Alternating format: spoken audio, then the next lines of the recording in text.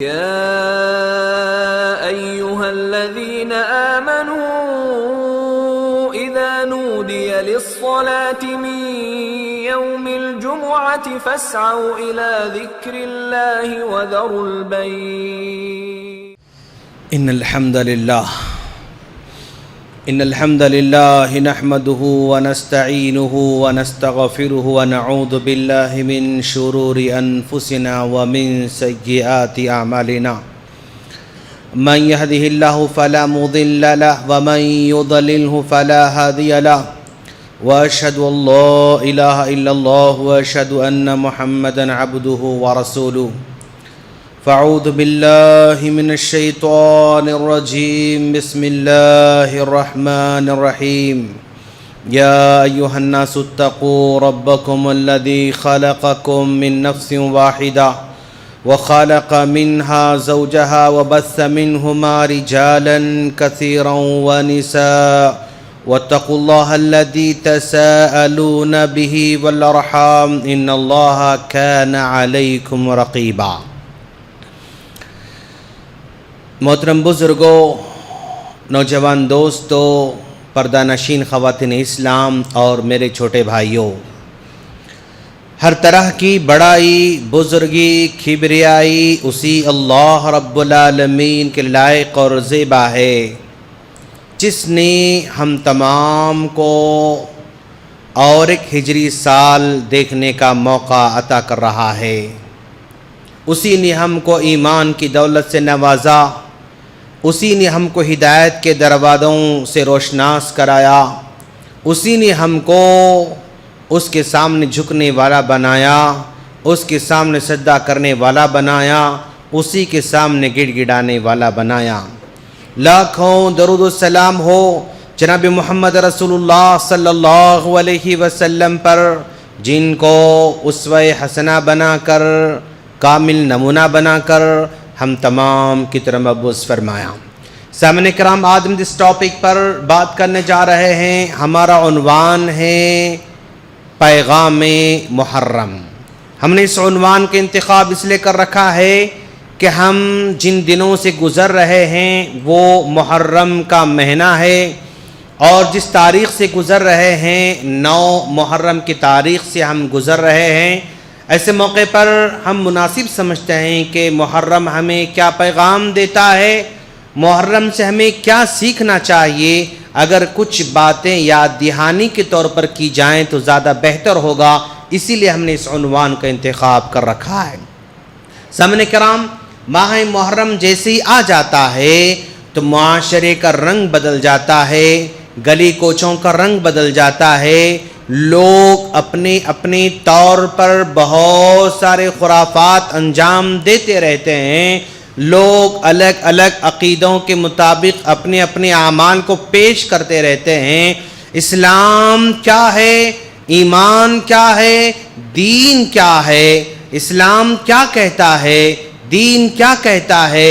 قرآن کیا کہتا ہے؟ پیارے نبی صلی اللہ علیہ وسلم کی سیرت کیا کہتی ہے؟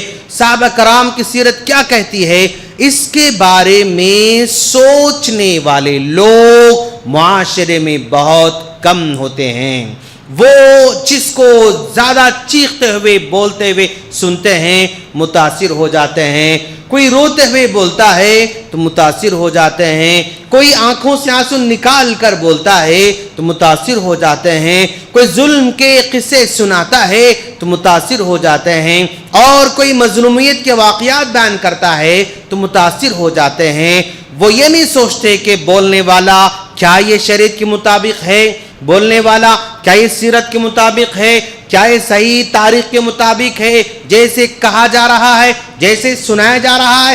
کیا اس طرح کی تاریخ، اس طرح کی سیرت آتھینٹک کتابوں میں ہے یا نہیں؟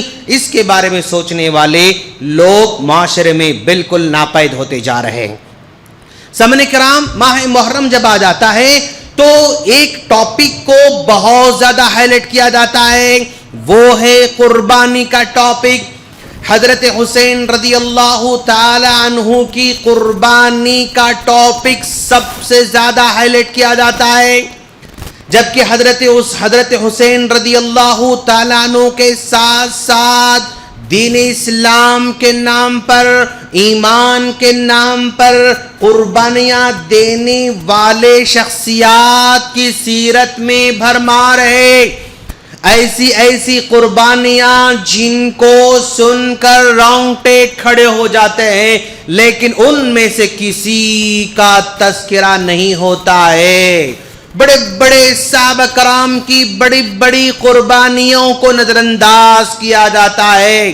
عمر فاروق رضی اللہ تعالی قربانیاں، زندگی بھر آپ قربانی دیتے رہے اور آخری موقع پر بھی فجر کی نماز آپ پڑھا رہے ہیں، اور ایک دشمن فیروز ابو لولو وہ فجر کی نماز میں جماعت میں شریک ہو جاتا ہے اور کمبل اوڑا ہوا ہے، ہاتھ میں خنجر پکڑا ہوا ہے۔ عمر فاروق رضی اللہ تعالیٰ عنہ جب انہوں نے فجر کی امامت شروع کر دی تو اس کے بعد یہ آگے بڑھ کر حملہ کرتا ہے، وار پہ وار کرتے جاتا ہے، اور آخرکار عمر فاروق رضی اللہ تعالیٰ عنہ زمین پر گر جاتے ہیں تو سمجھتا ہے کہ اب یہ ختم ہو گئے، واپس لوٹ کر بھاگنا چاہتا ہے۔ صحابہ کرام نے پکڑنا چاہا لیکن صحابہ کرام کو بھی مسلسل وہ زخمی کر دیتا ہے۔ 14 صحابہ کرام کو اس نے اپنے خنجر سے زخمی کر دیا، اور یہاں تک کہ ان 14 صحابہ کرام میں سے یا ان 13 صحابہ کرام میں سے 7 صحابہ کرام اس کے وار سے شہید ہو جاتے ہیں، اس کے وار سے شہید ہو جاتے ہیں۔ آخرکار صحابہ کرام نے دیکھا یہ سنبھلنے والا آدمی نہ ہے، انہوں نے کمبل اس پر ڈال کر اس کو پکڑ لیا۔ جب جکڑ لیا تو اس نے سمجھا کہ اب میں بچنے والا نہیں، اب میں زندہ رہ نہیں سکتا۔ اس نے اسی خنجر سے اپنے آپ کو زخمی کر لیا اور وہ اپنے آپ کو ہلاک کر دیتا ہے، وہ ہلاک ہو جاتا ہے۔ عمر فاروق رضی اللہ تعالیٰ نے پوچھا کہ کس نے مجھ پر حملہ کیا؟ تو لوگوں نے کہا اے امیر المؤمنین، آپ پر حملہ کرنے والا آدمی مسلمان نہیں تھا بلکہ وہ یہودی تھا۔ تب آپ نے کہا الحمدللہ مجھ پر کسی ایمان والے نے حملہ نہیں کیا، اب ذرا دیکھیں کہ حضرت حسین رضی اللہ تعالیٰ عنہ کی شہادت پر غم منانے والے ہمارے بھائی اور ان کے واقعات کو بیان کرنے والے ہمارے بھائی، اگر یہ لوگ ایمان میں اگر واقعی صحیح ہوتے تو عمر فاروق رضی اللہ تعالیٰ عنہ پر حملہ کرنے والے آدمی کی وہ مخالفت کر سکتے تھے۔ عمر فاروق رضی اللہ تعالیٰ عنہ پر حملہ کرنے والے، آپ کو شہید کرنے والے دشمن پر وہ لعنت بھیج سکتے تھے، لیکن یہ ایسا نہیں کرتے ہیں، بلکہ انہوں نے اس ابو لولو فیروز نامی آدمی کی قبر کو ایک بہت بڑی عبادت گاہ بنا لیا اور یہ باور کرنا شروع کر دیا کہ یہ دنیا کا سب سے بڑا بہادر آدمی ہے، یہ دنیا کا سب سے بڑا مجاہد ہے۔ انہوں نے کہا تو مسئلہ یہاں پیدا ہوتا ہے کہ بھائی اگر مخلص آدمی ہوتے آپ تو عمر فاروق رضی اللہ عنہ شخصیت ہے جن کے بارے میں اللہ تبارک و تعالی ان کے منشے کے مطابق قرآن نازل کر رہا ہے۔ آپ کی خواہش تھی کہ مسلمان عورتیں بے حجاب گھروں سے نہ نکلیں، آپ کی خواہش تھی کہ مسلمان خواتین بے پردہ اپنے گھروں سے نہ نکلیں، اگر مسلمان خواتین گھر سے نکل جاتی تو آپ روکا کرتے تھے، چلو اندر اپنے گھروں میں رہو، یا برقع یا حجاب پہن کر نکلو، چادر اوڑھ کر نکلو۔ آپ بے چین رہتے تھے مسلمان خواتین کو گھروں سے باہر نکلتے ہوئے دیکھ کر، تو اللہ تبارک و تعالیٰ نے عمر فاروق رضی اللہ تعالیٰ عنہ کے منشا کے مطابق پردے کی آیتیں نازل فرمایا، پردے کی آیتیں اللہ نے نازل فرمایا۔ عمر فاروق رضی اللہ عنہ کی خواہش کے مطابق، اور منافقوں کا سردار وہ مر جاتا ہے تو ان کے بیٹے عبداللہ، وہ یعنی کیا کہتے ہیں اس کو، عبداللہ بن ابی، وہ ان کے بیٹے، وہ بہت نیک کا جو ہے آدمی ہیں، صالح صحابی ہیں، سب سے اللہ کے رسول کے پیارے ہیں۔ انہوں نے آ کر اللہ کے رسول صلی اللہ علیہ وسلم سے ریکویسٹ کیا کہ اللہ کا رسول میرے والد کا اب جنازہ کی نماز پڑھائیے۔ تو اللہ کا رسول نے ان کے دل کو رکھنے کے لیے ان کی خواہش کو پوری کرنے کے لیے نماز جنازہ پڑھنے تیار ہو گئے. عمر فاروق رضی اللہ عنہ نے کہا اللہ کا رسول یہ منافق و سردار ہے, آپ کیسے نماز پڑھا سکتے ہیں, مت پڑھائیے. لیکن پھر بھی اللہ کے رسول صلی اللہ علیہ وسلم نے ان کے بیٹے کی محبت میں نماز پڑھا دیا. لیکن اللہ تبارک و تعالیٰ نے عمر فاروق رضی اللہ تعالیٰ عنہ کی خواہش کو, منشا کو پورا کرتے ہوئے آیت نازل فرمایا کہ کسی منافق کی جنازہ نماز آپ نہیں پڑھائیں گے. آپ کے منشا کے مطابق یعنی اللہ قرآن نازل فرما رہا ہے اور آپ کو دیکھ کر شیطان بھاگ جاتا ہے. اللہ کے رسول نے کہا نا عمر, جب تم کسی گلی کوچے سے نکلتے ہو نا تو شیطان راستہ بدل لیتا ہے. اتنی بڑی شخصیات, ہاں, جن کو عشر مبشرہ کہا جاتا ہے, جن کے بارے میں اللہ کے رسول صلی اللہ علیہ وسلم نے یہ کہا, کیا کہا, میں نے خواب میں دیکھا. کیا خواب دیکھا اللہ کے رسول صلی اللہ علیہ وسلم نے؟ میں نے خواب میں دیکھا میں کنویں کے سامنے کھڑا ہوں, میں کنویں کے سامنے کھڑا ہوں اور وہاں سے ڈول کھینچ کر میں پانی پلا رہا ہوں. اس کے بعد میرے بعد ابوبکر صدیق آئے, انہوں نے آ کر ڈول کھینچا اور بہت مشکل سے ڈول کھینچ کر جو ہے لوگوں کو پانی پلا رہے تھے. پھر اس کے بعد عمر فاروق رضی اللہ تعالیٰ آئے, آ کر انہوں نے ڈول کھینچا تو ڈول بڑا ہو گیا اور اس قدر مضبوطی سے ڈول کھینچا, اتنی تیزی سے ڈول کھینچا کہ ہمارے آس پاس کے سارے لوگ پانی سے سیراب ہو گئے.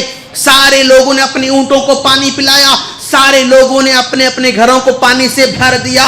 یعنی اس قدر زیادہ پانی نکالا عمر فاروق رضی اللہ تعالیٰ عنہ نے کہ کون کہتے ہیں؟ اللہ کے رسول صلی اللہ علیہ وسلم کہتے ہیں. یعنی آپ کا مرتبہ اتنا بڑا ہے کہ آپ سے لوگ استفادہ کرنے والے ہیں, دین اتنا پھیلنے والا ہے اور اسلام اتنا زیادہ پھیلنے والا ہے. آپ کے زمانے یہ اللہ کے رسول خوشخبری دینا چاہتے تھے. اتنی بڑی خوشخبریوں والے صحابی کو ایک آدمی مار دیتا ہے, شہید کر دیتا ہے. مارنے والے کو تم بہادر سمجھتی ہو, مارنے والے کی قبر پر طواف کرتے ہو, اس شہید کرنے والے دشمن کو تم اس کی جو ہے عبادتگاہ بنا لیتے ہو. تو یہاں مسئلہ پیدا ہوتا, میرے بھائی تم کیا کرنا چاہتے ہو, تم کیسے آدمی ہو, تم کیسے لوگ ہو کہ بھئی جو اللہ کے رسول صلی اللہ علیہ وسلم کے سسرے ہیں, عمر فاروق رضی اللہ عنہ اللہ کے رسول کے سسرے ہیں, اس قدر بڑی شخصیت کو شہید کرنے والے کے بارے میں تم عزت و ناموس کے ساتھ نام لیتے ہو, اس کے طواف کرتے ہو, اس کو بہت بڑا مجاہد سمجھتے ہو, اس کا بہت بڑا بہادر سمجھتے ہو. یہاں آ کے مسئلہ ٹکرا جاتا ہے کہ ایمان کہاں چلا گیا, ایمان کہاں چلا گیا. اور حسین رضی اللہ تعالیٰ کی شہادت پر اور ان کی جو ہے مظلومیت پر بیان کرنے والے لوگ ذرا دیکھیں, ٹھیک ہے حضرت حسین رضی اللہ تعالیٰ کی شہادت پر تم کچھ بات کہہ رہے ہو, لیکن اتنا ہی کافی نہیں تھا تم لوگوں کے لیے. تم نے ابوبکر صدیق کو گالی دینا شروع کر دیا, عمر فاروق رضی اللہ تعالیٰ گالی دینا شروع کر دیا, عثمان غنی گالی دینا شروع کر دیا. یہاں پھر مسئلہ پیدا ہوا کہ بھئی تمہارا ایمان کیسے ہو سکتا ہے جو اس آدمی کو گالی دے رہا ہے جس کے بارے میں اللہ کے رسول نے کہا, سوال کہ اللہ کے رسول سے, اللہ کے رسول آپ کو لوگوں میں سب سے زیادہ پیارے کون ہیں, آپ کے پاس لوگوں میں سب سے زیادہ پیارے کون ہیں؟ تو آپ نے کہا عائشہ. لوگوں نے کہا اللہ کے رسول مردوں میں کون زیادہ پیارے ہیں؟ تو آپ نے کہا عائشہ کے ابو ابوبکر صدیق رضی اللہ تعالیٰ عنہ. پھر آپ نے کہا میں نے دنیا میں ہر ایک کا قرضہ پورا کر دیا لیکن ابوبکر قرضہ پورا نہیں کر سکتا. میں نے ہر ایک احسان کو پورا کیا, چکا دیا, لیکن ابوبکر کے احسان کو میں کبھی چکا نہیں سکتا. ابوبکر صدیق رضی اللہ تعالیٰ عنہ کے احسانات کو میں زندگی میں کبھی چکا نہیں سکتا. اس قدر بڑے عظمت کو نبی تسلیم کر رہے ہیں, لیکن ہمارے بھائی اس کو تسلیم نہیں کرتے بلکہ وہ لعن طعن کرتے ہیں. اور عمر فاروق رضی اللہ عنہ پر لعن طعن کرتے ہیں, عثمان غنی رضی اللہ عنہ پر لعن طعن کرتے ہیں. تو یہاں پر ہمیں سوچنے پر مجبور ہونا پڑتا ہے کہ بھائی جو آدمی, جو لوگ, جو قوم ابوبکر صدیق کو گالی دے سکتی ہے اس کا ایمان کیسے ہو سکتا ہے؟ جو عمر فاروق گالی دے سکتے ہیں اس کا ایمان کیسے ہو سکتا ہے؟ جو عثمان غنی رضی اللہ تعالیٰ گالی دے سکتے ہیں ان کا ایمان کیسے ہو سکتا ہے؟ وہ عثمان جب اللہ کے رسول صلی اللہ علیہ وسلم نے اعلان کیا کہ کون ہے جو مسجد بنا کر دینے والا, عثمان غنی کھڑے ہو کر کہتے ہیں اللہ کے رسول میں مسجد نہیں بنا کر دے دوں گا. کون ہے جنگ میں جو ہے وہ تعاون کرنے والے؟ کھڑے ہو کر کہتے ہیں کہ اللہ کے رسول 100 اونٹ میری جانب سے ہے. پھر کون ہے؟ پھر 100 اونٹ. پھر کون؟ پھر 100 اونٹ. 900 اونٹوں تک بھی آپ نے اللہ کے رسول کے حوالے کیا. اللہ کے رسول نے کہا آج عثمان نے اس قدر بڑا کام کیا ہے, اگر آج کے بعد سے کوئی بھی نیکی نہ بھی کرے تب بھی اللہ ان سے کوئی باز پرس کرنے والا نہ ہے. وہ صحابی جو مسلمانوں کو خرید کر دے رہے ہیں, وہ صحابی جو مدینے میں لوگوں کو اناج بانٹ رہے ہیں, وہ صحابی جو لوگوں کو جو ہے مسجد بنا کر دے رہے ہیں, وہ صحابی جو لوگوں کو جنگ میں تعاون کر رہے ہیں, ہر قدم قدم پر تعاون کرنے والے صحابی کو گالی دینا ایمان کا تقاضا نہیں ہو سکتا ہے. ایمان کا تقاضا نہیں ہو سکتا ہے. اور ذرا دیکھیں آپ بھائی, حضرت حسین رضی اللہ تعالیٰ عنہ اور یعنی کیا کہتے ہیں اس کو, حضرت علی رضی اللہ تعالیٰ عنہ کا اور ابوبکر صدیق کے ساتھ, عمر فاروق کے ساتھ عثمان غنی کتنا بڑا گہرا تعلق تھا. وہ لوگ آپس میں بہت محبت سے رہا کرتے تھے, لیکن یہاں کے لوگوں نے ان کو الگ کرنے کی کوشش کی. حضرت علی رضی اللہ تعالیٰ عنہ جب تک فاطمہ رضی اللہ عنہ زندہ تھیں آپ نے دوسرا نکاح نہیں کیا. آپ نے دوسرا نکاح نہیں کیا. جب فاطمہ رضی اللہ عنہ انتقال کر گئیں تو آپ نے پھر دوسرا نکاح کیا. دوسرا نکاح کرنے کے بعد لڑکا پیدا ہوا. اس لڑکا پیدا ہونے کے بعد آپ نے اس لڑکے کا نام محمد رکھا. لڑکے کا نام محمد رکھا. حضرت حسن رضی اللہ عنہ آ کر پوچھتے ہیں کہ ابو جان آپ نے نام محمد رکھا کیوں؟ تو علی رضی اللہ تعالیٰ عنہ نے کہا میں جس کو سب سے زیادہ چاہتا ہوں, جو نام میرے پاس سب سے پیارا ہے, اس نام کو رکھنا پسند کرتا ہوں, اس نام کو رکھنا پسند کرتا ہوں. تو آپ نے بیٹے کا نام محمد رکھا. پھر بیٹا ہوا, پھر آپ نے ابوبکر نام رکھا. حسن رضی اللہ عنہ آیا کر پوچھا اے ابو آپ نے حسن ان کا نام جو ہے ابوبکر کیوں رکھا؟ کہا دنیا میں اللہ کے رسول کے بعد سب سے زیادہ پیارے میرے پاس کوئی ہیں, ابوبکر صدیق رضی اللہ تعالیٰ عنہ. علی رضی اللہ تعالیٰ عنہ نے اپنے بیٹے کا نام رکھا ابوبکر کے نام سے, کہا سب سے زیادہ پیارے یہ میرے پاس ہیں. اس کے بعد پھر بیٹا ہوتا ہے, پھر آپ نے عمر نام رکھا. پوچھا یہ آپ نے کیوں نام رکھا؟ کہتے ہیں کہ یہ ابوبکر کے بعد سب سے زیادہ پیارے میرے پاس یہ ہیں. پھر بیٹا پیدا ہوا, عثمان آپ نے نام رکھا.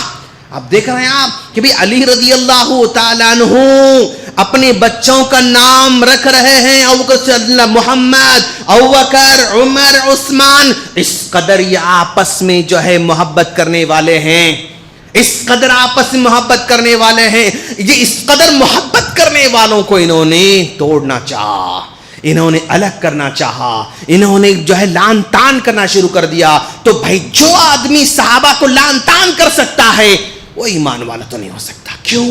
اللہ کے رسول نے کہا لا تسبوا اصحابی, لوگوں تم میرے صحابہ کو برا بھلا مت کہنا.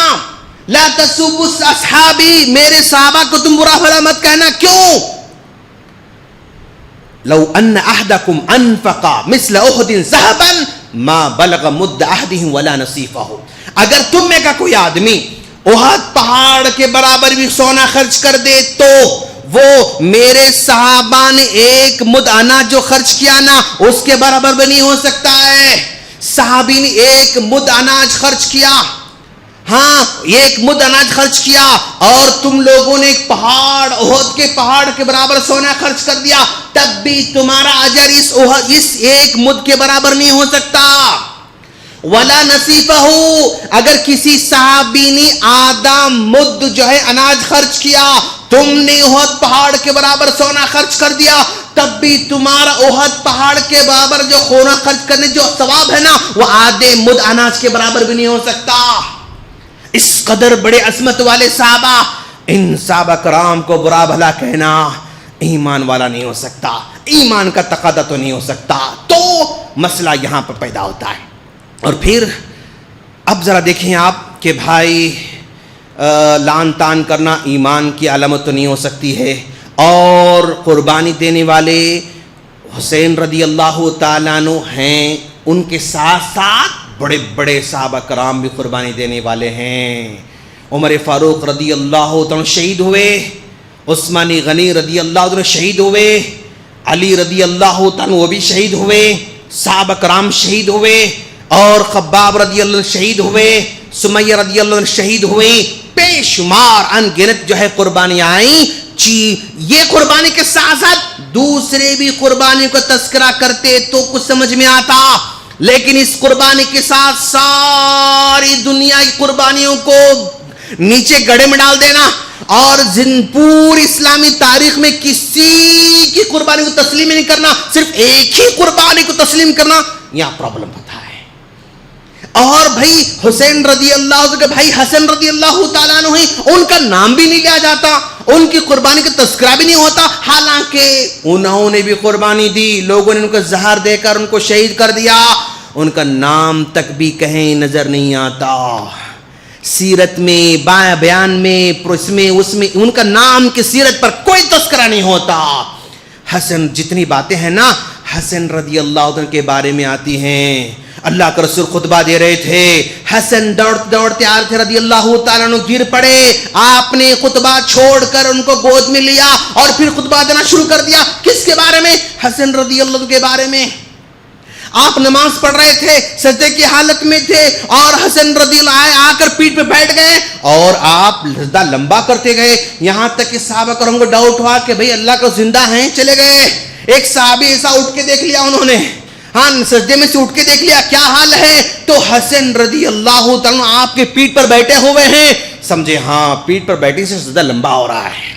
کیا نہیں، جو بھی حدیثیں بچپن کی ہیں نا وہ حسن رضی اللہ عنہ کے ساتھ جڑی ہوئی ہیں، لیکن ان کا تذکرہ بالکل نہیں کیا جاتا، مسئلہ یہاں پیدا ہوتا ہے۔ اور پھر محرم کے بارے میں اللہ کے رسول صلی اللہ علیہ وسلم جب مکہ سے مدینہ آئے تو دیکھا یہودی لوگ روزہ رکھ رہے ہیں، مدینے کے لوگ روزہ رکھ رہے ہیں، تو آپ نے پوچھا تم لوگ یہ روزہ 10 محرم کو روزہ کیوں رکھتے ہو؟ تو یہودیوں نے کہا اے محمد اس 10 محرم کو اللہ تبارک و تعالیٰ نے موسیٰ علیہ السلام کو فرعون سے نجات دلایا تھا، فرعون سے نجات دلانے کی جو ہے شکرانے کے طور پر موسیٰ علیہ السلام نے 10 محرم کو روزہ رکھا تھا اور ہم بھی روزہ رکھتے ہیں۔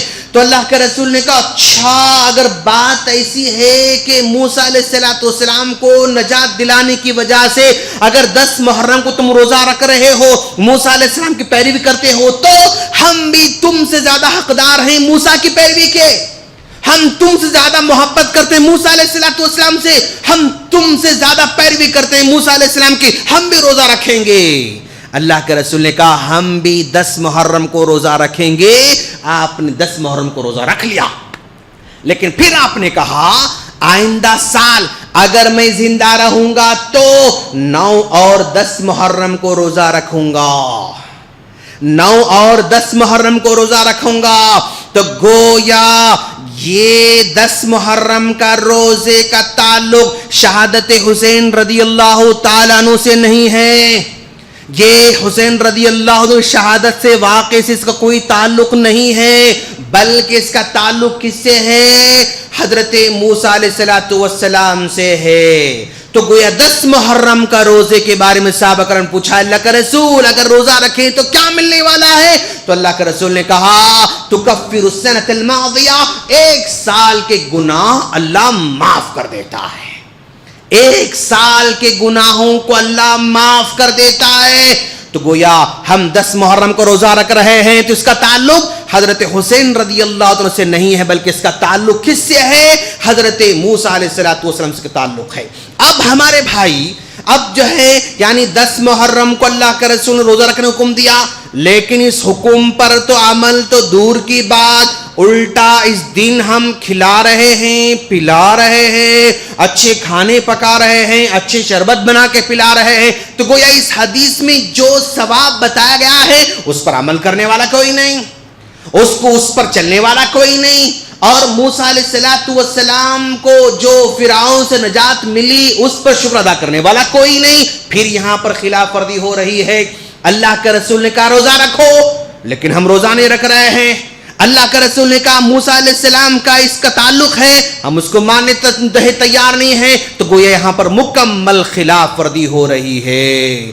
پھر جو ہے خلاف ورزی پر خلاف ورزی یہ ہے کہ بھئی ہم اس لیے کھاتے ہیں کیونکہ حسین رضی اللہ عنہ بھوکے تھے، ہم اس لیے پیتے ہیں، اس لیے پلاتے ہیں کیونکہ حسین رضی اللہ عنہ پیاسے تھے، فلاں پیسے تھے۔ اب یہاں پر بھی ذرا غور کرنے کی بات ہے میرے بھائیوں کہ بھائی اگر میرے باپ، اگر میری ماں اگر بھوکی اگر جو ہے انتقال کر جاتے ہیں، پیاسے اگر انتقال کر جاتے ہیں، تو ہم کھانا یہ کہاں سے نکل کر آتا ہے، ہمیں کھلانا چاہیے یہ کہاں سے نکل کر آتا ہے؟ غم ہے تو پھر وہ بھوکے تھے تو ہمیں بھوکے رہنا چاہیے، وہ پیاسے تھے تو ہمیں پیاسے رہنا چاہیے۔ اور پھر اللہ کے رسول صلی اللہ علیہ وسلم نے کیا کہا کہ غم 3 دن سے بڑھ کر نہیں ہو سکتا۔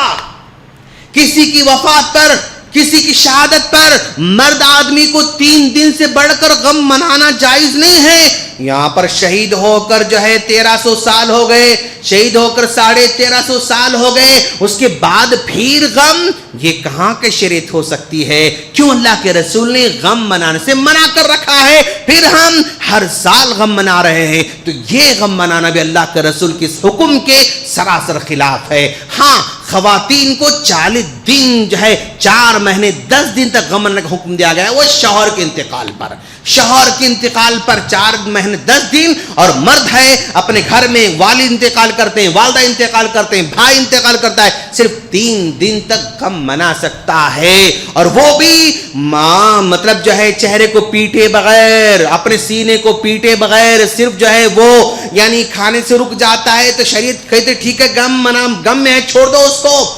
ایک آدمی جو ہے پانی نہیں پی رہا ہے، ٹھیک ہے شریعت کے غم میں چھوڑ دو، کچھ مت بولو اس کو، لیکن اللہ کے رسول نے کہا جو آدمی غم میں تکلیف جو ہے غم منا کر اپنے چہرے کو پیٹتا ہے وہ ہم میں سے نہیں ہے۔ اگر کوئی جسم کو پھاڑ لیتا ہے وہ ہم میں سے نہیں ہے، گریباں پھاڑتا ہے وہ ہم میں سے نہیں ہے، اپنے آپ کو سزا دیتا ہے وہ ہم میں سے نہیں ہے۔ تو یہ ماتم منانے کا طریقہ بھی اللہ کے رسول صلی اللہ علیہ وسلم کی تعلیمات کے بالکل خلاف ہے، طرح سے خلاف ورزی ہو رہی ہے، وہ ہوتی بھی ہے تو دین کے نام پر، محبت کے نام پر۔ اللہ کے رسول صلی اللہ علیہ وسلم سے محبت صحابہ کرام سے بڑھ کر کوئی نہیں کر سکتا ہے، صحابہ کرام سے بڑھ کر آپ کے گھر والوں سے محبت کوئی نہیں کر سکتے، لیکن صحابہ کرام نے ایسا نہیں کیا جیسے ہمارے بھائی کر رہے ہیں۔